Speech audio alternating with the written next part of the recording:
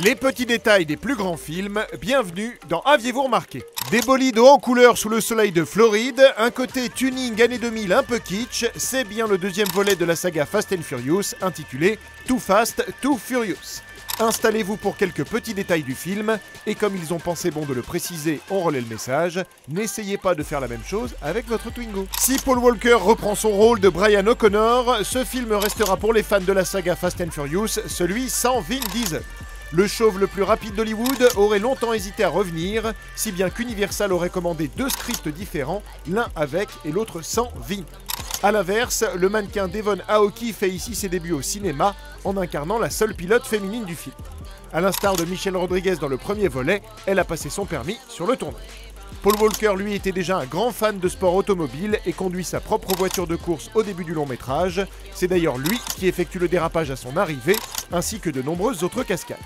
Par ailleurs, on le voit passer la vitesse supérieure 9 fois dans cette course, alors que ce modèle de Nissan n'a que 6 vitesses. Il est balèze quoi. Les voitures contre lesquelles il court sont les 3 modèles qui ont gagné les courses du premier film, repeintes pour l'occasion. La RX-7 de Orange Julius était la voiture de Dominique, la Supra de Slapjack celle de Brian, et la S2000 Rose de Suki apparaissait en noir dans le premier volet. Au début de cette course, un plan filme les 4 coureurs tandis que le point passe de l'un à l'autre. Si vous regardez bien les mouvements de leur visage, on voit clairement que le plan a été tourné à l'envers. Eh oui. Dans Too Fast, Too Furious, le rappeur Ludacris, dont on peut encore entendre un morceau, incarne pour la première fois Tej, qui reviendra dans la série. Eva Mendes interprète quant à elle un agent gouvernemental infiltré. Elle avait déjà joué la femme d'un agent dans Training Day, écrit par David Ayer, scénariste du premier Fast and Furious.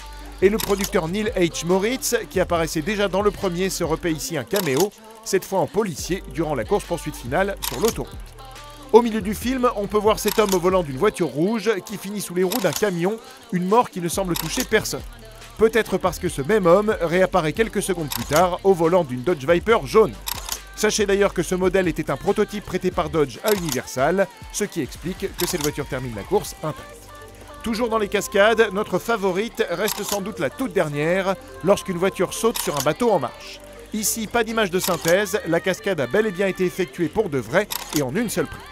La même cascade était déjà visible en 1996 dans le film Contre-Attaque avec Jackie Chan. Enfin, une petite anecdote, la villa du baron de la drogue Carter Veron que l'on voit dans le film est en fait l'ancienne maison de Sylvester Stallone, mais ça bien sûr, vous l'aviez remarqué. Non ?